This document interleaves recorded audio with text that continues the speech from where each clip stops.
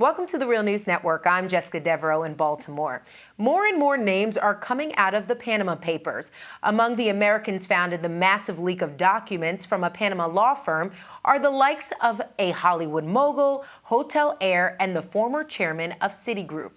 Now joining us to tell us the story behind these names is our guest, Tim Johnson. He's a national security reporter at McClatchy Newspapers, Washington Bureau, and he worked on a series naming Americans in the Panama Papers.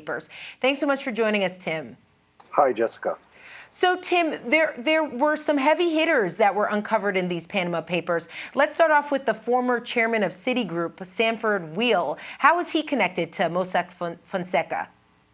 Well, let me just introduce this by saying that some of these people probably had legitimate reasons to have an offshore corporation because when you do international purchases or you maintain assets overseas, there's nothing illegal about it. And that, certainly could be the case for the people we'll talk about in this segment.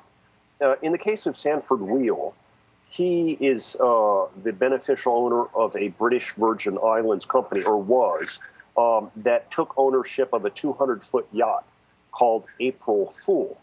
So he turned up in the documents because his this was a company that was registered by the Panamanian law firm Mossack Fonseca. Okay, there are some other folks connected to the Panama Papers, like the heir to the Hyatt hotels, as well as the Campbell Soup fortune, right? Yes, the Lyell Simmons is a former child star in Hollywood, and she's also an heir to the Hyatt hotel fortune. She's related to the Commerce Secretary Penny Pritzker now, and she set up a company that's called Blue Valley Agro Investment.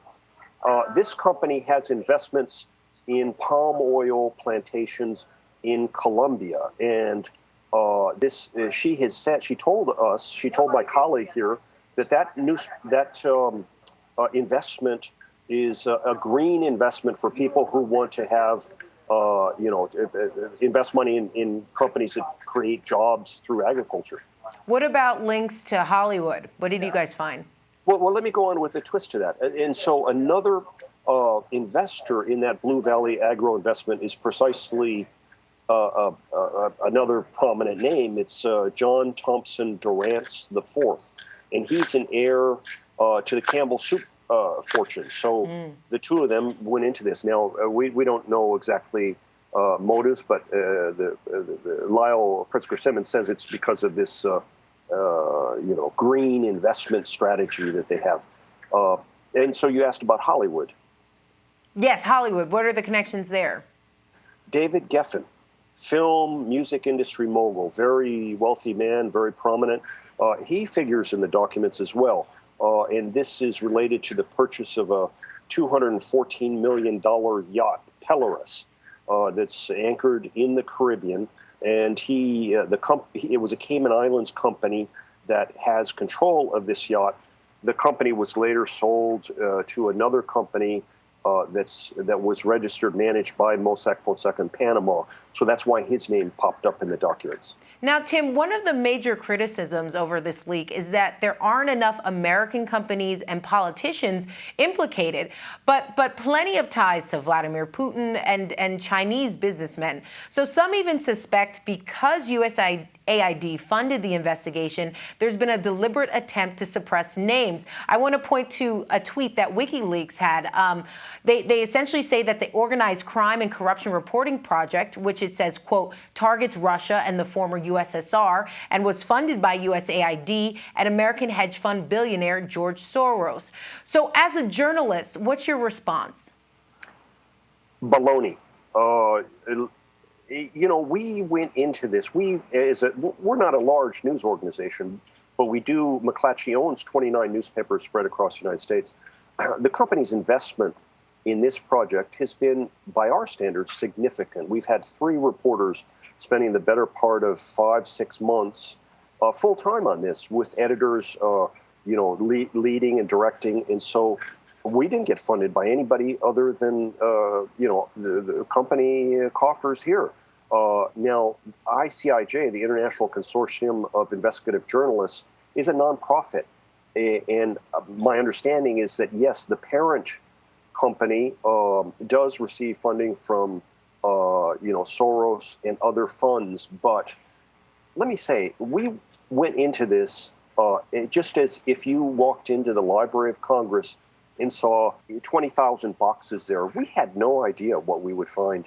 And it turns out that we found, our colleagues, 370 colleagues who took part in this, found some things that were pretty interesting on Putin. But, to suggest that we targeted him is silly.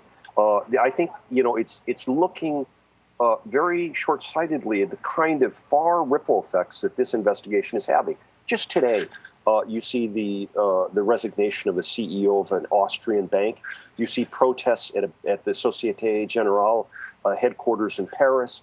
The Malta legislature is considering a no-confidence motion in the government there.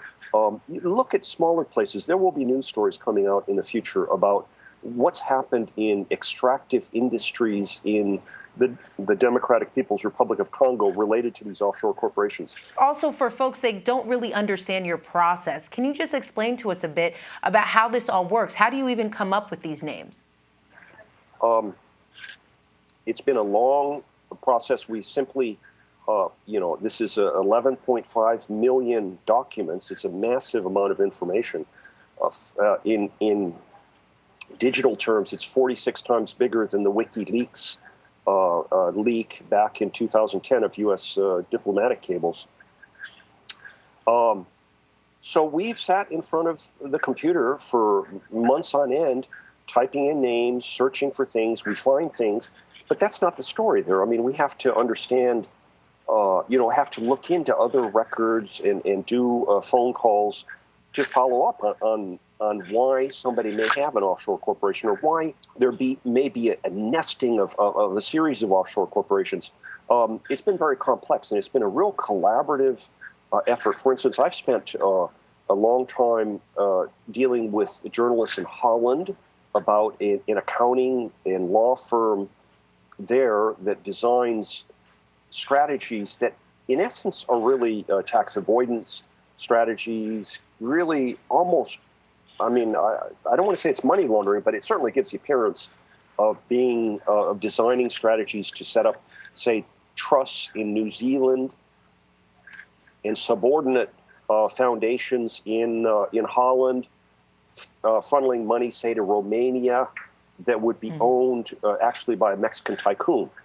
Now, why on God's earth would one design this kind of strategy unless one really wanted to put great distance between oneself and this money? And you really come out at the end with money that's cleaned.